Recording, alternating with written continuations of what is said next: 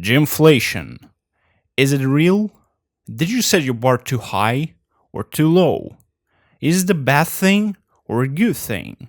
So guys, Dr. Bulk's broadcasting, and in today's video we are going to investigate this hot topic. So let's just say, if somebody's bench pressing 5 plates, no freaking body will be impressed. But the problem is that only 5% of adult males who are dedicated to strength training can bench 315. Most of the people who are related to fitness is like 99.9% of people who watch fitness related videos can bench 315. And I tell you this, most of the people who criticize others people's technique and form and achievements and physique can't even bench 225.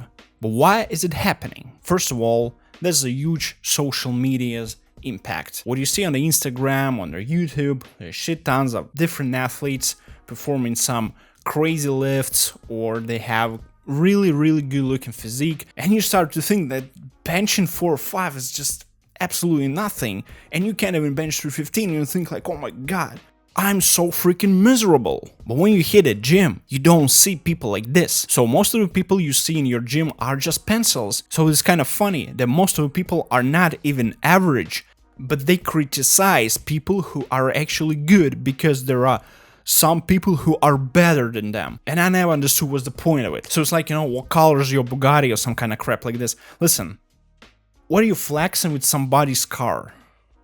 It's like, you don't have a Bugatti either. So what are you bragging about?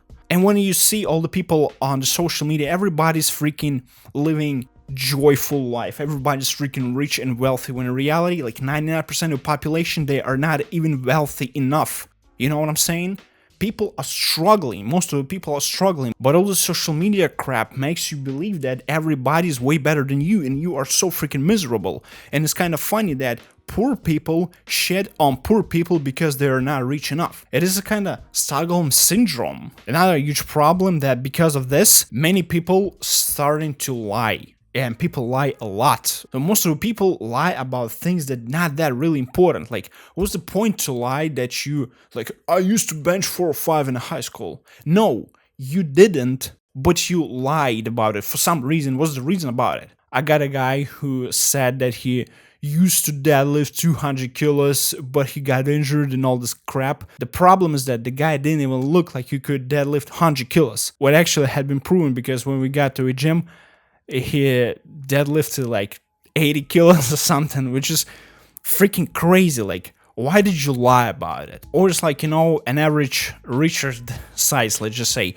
The average size of it, something around like 13, 14 centimeters. But how many times did you lie if you heard that somebody said that he had it less than 16 centimeters or something? It's usually like 7 inches or above. When a guy with an average size hears that everybody's around and has it way bigger, guess what? He started to lie too. So everybody's lying. It's just so freaking crap. It's like whirlwind of bullshit. Like, everybody's lying, but nobody actually has it. The next problem that's causing gymflation is steroids.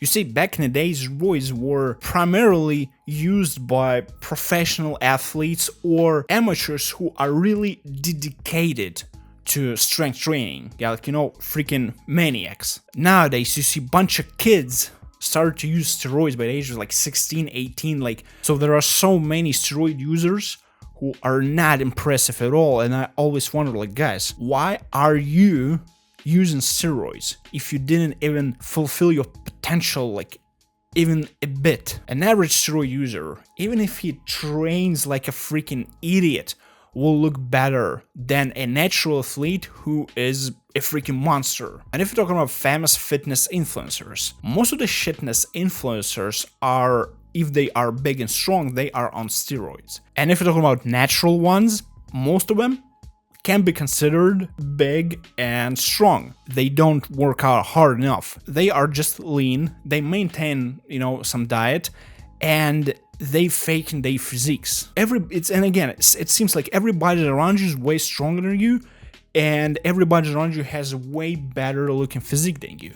But in reality, it is simply not true. So all this toxicity causing some kind of defensive reaction. People see this shit and they're thinking like, wait a minute, why are you so freaking negative? Why are you so freaking harmful? We gotta stick together and be supportive to each other and yada yada, which is good, which is a good idea, right? But usually, people like this, they are too supportive. They are like supportive too much to the point when it's just soft. Like if somebody hit PR on a bench like 225, what do you want to say to him? Like, good job, man. Just, keep it up. You know what I'm saying? It's nothing really special, but you want to cheer a person, right? But many people made this 225 bench something special. Like, actually, 95% of population can bench. Yeah, because they don't work out. And most of the people who go to a gym, they don't, train passionate enough or consistent enough, or they don't train strength, you know what I'm saying? So why do you compare yourself with the general population? Doesn't make sense. If you do swimming, would you compare yourself with a guy who can't even swim at all? I mean, obviously, it is freaking obvious that you are better, but what's the point of the comparison, you see? So guys, being supportive is good, but there should be a competition. But we got two absolutely idiotic concepts. On the one hand, we got people who are not impressed with somebody's benching 5 plates. On the other hand, we got people that are so impressed with somebody's benching 2 plates. So this is just two sides of a medal. First approach, it is harmful because you are, being drained as this negative energy and all this freaking toxicity, and you start to think that you're so miserable and you are not motivated enough to do something because you think like, oh my god, I'm so freaking bad at it, you know what I'm saying? On the other hand, you think that you are so good and you don't have to train hard, you know what I'm saying? Both are harmful, guys. Both are harmful. So, guys, lifters should be supportive towards each other, but at the same time, there should be a competition. Back in the days, there were no gymflation, and like benching 3 plates was considered as something really, really good. But at the same time, a regular gym bro like 20, 30 years ago was way more jacked than a regular gym bro nowadays. So we are setting the bar too high and too low simultaneously, and it is a huge problem. So staying somewhere in between. Adequately estimate your abilities. Remember, whereas too much stress, like too much pressure, is bad. But when there is no stress at all, it is bad too. So you gotta be freaking hungry and motivated in the gym. And if you see somebody's bigger, stronger than you, like your reaction should be something like, yeah, man, right now, you are bigger and stronger than me, but let's see what's gonna happen within the next 3 years. You know what? I'm gonna be freaking stronger and bigger than you, know what I'm saying? So be competitive, but not toxic. So make sure you're subscribed, and I'll see you in the next video.